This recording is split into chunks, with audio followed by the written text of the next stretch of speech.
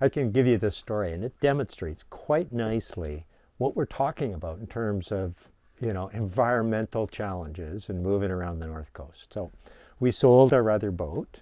It's a Columbia 36, quite a well-found boat for cruising around the coast, and we've been cruising up and down the coast for a number of years, and so sold it to a young woman over in Sandspit. At good boating experience, not much sailing experience. So part of the deal was I said I'd be quite happy to run the boat over with her to Sandspit.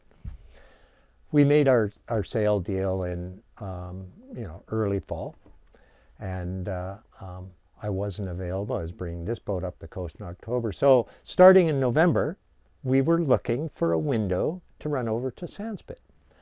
It's like one long day to position yourself in an anchorage in order to go across the Hecate to get to the other side. One long day, maybe 2 days to get to that anchorage.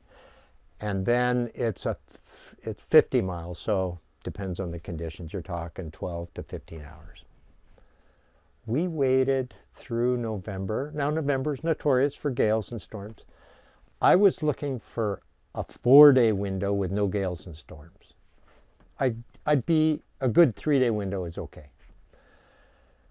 Nope, nothing. Day, week after week after week. It was storms and gales, and this carried right through into December, middle of December.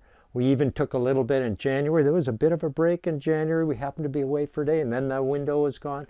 That's what happens for much of the year. You have to wait for the right weather pattern, and looking for a 3 to 4 day window in the winter, gales and storms. Storms are 50 knots plus. And you can monitor the wind at all these points around the Hecate, and they're not fooling around. This is not a false forecast. We're talking 65 knots at Benilla and so forth. It's real. The risk is real. And that's a small maneuverable sailboat, fairly well found. Okay, now you say, well, an oil tanker, several hundred feet long, 400 feet, but not very maneuverable. And maneuvering around this outer coast, or even if they were coming up Principe Channel, they are not going to avoid the extreme weather that occurs in this coast. They're not going to avoid the tight spots where the current and the wind are counteracting, and that there's shifting conditions and things like that. That's reality on this coast. And so the risk is not worth it. You can, sooner or later, it's inevitable in my mind. You start moving those big oil tankers, you're going to have a serious accident on this coast.